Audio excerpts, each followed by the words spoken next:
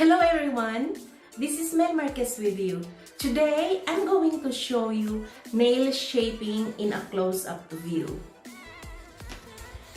This is a square round, or we call it in the industry squaval.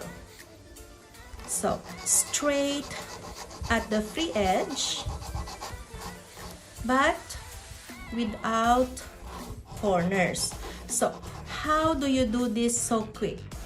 Okay, you have to find straight across and then place your nail file 45-degree angle under the nail, and this is your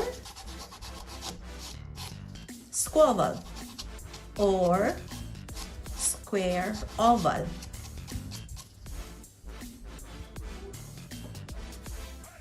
Alright, is it clear?